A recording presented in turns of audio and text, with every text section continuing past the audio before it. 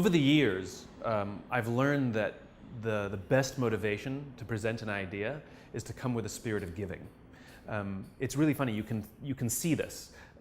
When someone has something to sell, when they want something from you, they want you to sign up for their Facebook, join their Facebook fan page or become one of their Twitter followers or buy my product or invest in my company, the way they present is about themselves. They're selling all the time, and it's actually off-putting.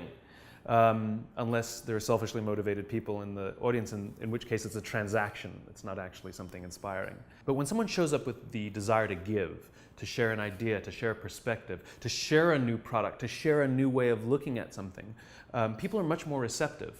Though there may eventually be some sort of reward for the presenter, showing up with the desire to give is actually the best way to achieve that.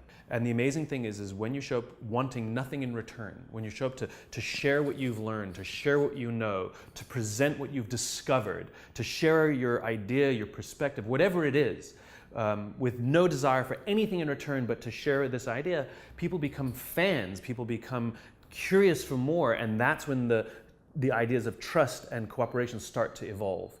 So all presenters, regardless of what industry they're in, when you show up with the intention to give, the desire to give, it immediately makes the presentation vastly more effective.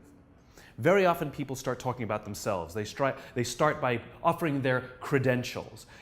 I've got 6 PhDs and I've run 7 Nobel Prizes and I teach at this esteemed university and I work with some of the biggest companies. In other words, they start by presenting their credentials as if to say, I'm qualified to tell you what you're about to hear. I found that that's actually not very helpful. Remember, when you're starting with a notion of giving, you're not going to start talking about yourself. Right? So immediately those who start talking about themselves, it starts to become alienating for the audience. That stuff's important, but not to start a presentation. The other thing that I found is not helpful is to start with facts and figures. In other words, you're going to start by building a rational argument as to why this is important and why you should listen to me to get to this end state.